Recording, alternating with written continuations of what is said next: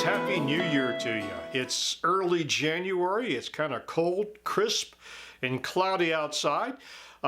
This is the time of year that we like to sit home and reflect on the trips we took this year, what worked, what didn't work, what we can do better, and to plan our upcoming trips. So I'm going to start this video with a bit of a pop quiz. When you navigate along the highways and byways of this great land, which map do you use, or which system of navigation do you use? Printed map or digital device, whether it be your cell phone that has a multitude of purposes or your standalone GPS, which we happen to have and we use on the Spider. So that's going to be the pop quiz, and we're going to talk about that. And at the end of this video, I'm going to tell you about a story where I solely relied on one system of navigation, and it caused me to miss a very beautiful attraction had I only looked out the window. So that's what we're going to cover in today's video.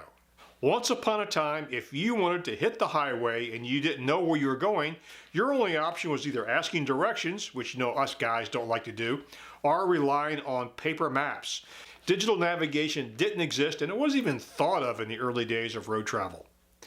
Before digital devices were even prevalent, when I was learning to fly airplanes, we even added this little thing. It's a circular slide rule, an E6B calculator, which we use to calculate time, speed, distance. You don't use that much in street or highway navigation, but it's still a very handy tool. Now all those computations are done for you automatically in your smart device. Now, I have a fetish for paper maps. It's something very tactile and satisfying about a paper map. It kind of gives you the big picture view of the area you're in, and you can see a lot more on the paper map unfolded than you can on the small screen of your device.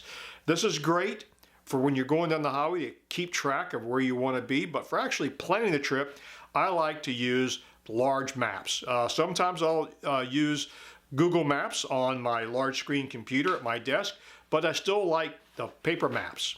In fact, in my garage is a large map of the United States. It's a road map I've had for many years. It's kind of faded and dog-eared, but I used to actually trace out the places that I've gone throughout the United States with a highlighter.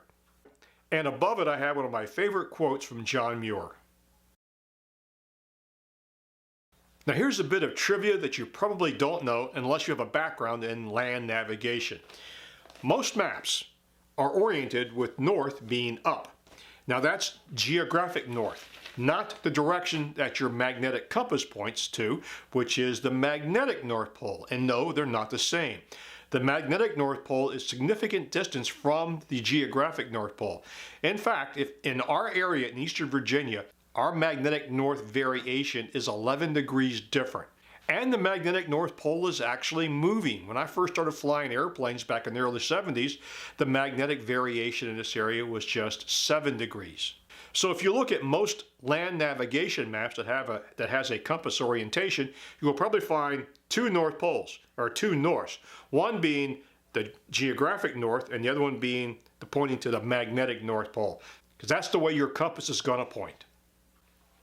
One of the advantages of a paper map is most paper maps are color-coded for the type of roads, whether it be an interstate, a 4-lane throughway, a 2-lane back road, or whether it's a scenic byway, which is of interest for those of us who like to travel and explore as we go along. Your GPS and typically your Google Maps just has your main roadways, whether it be interstate or a large highway, but doesn't discern whether it's a small, narrow country road or a 4-lane highway. So when you're planning your next adventure, I recommend you get some paper maps. You can order them online from Rand McNally, or if you're a AAA member, you can get it from AAA. And that way you have something to fold out, large scale, and you can see all the little things along the way that you might want to stop at and make note of along the way. And now to the story I promised you. Many years ago, I flew my Cessna 182 out to Arizona from our home in Virginia. Now for this flight I was using electronic navigation predominantly, and my head was basically in the cockpit. For those of you who are flyers, I was IFR. instrument flight rules. So my navigation computer simply told me which heading to fly, how long it's going to take me to get there, my speed, and my estimated time of arrival. And so pretty much when I'm flying, that's all I need. So I'm flying along, you know, looking out the left side of the window and just having a grand old time. When I got back from the trip, I was reviewing my navigation chart to see where I have been, and I noticed that off to my right side was something marked as Meteor Crater. Now this is the famous Meteor Crater out in Arizona that was just out my right window. I never knew it was there because it never came up on my display. You won't see that information listed on one of these GPSs or device. You got to look at a map to find it. So that's why I always use a combination of paper maps and digital navigation for trips. Well guys, before we wrap up this first video of 2019, I want to pass along a question.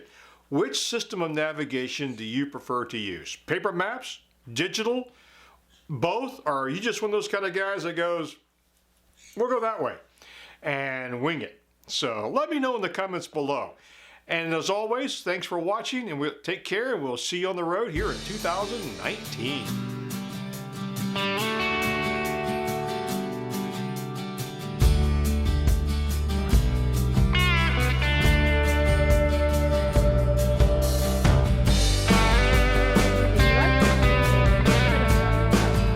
If you don't like it, give it a thumbs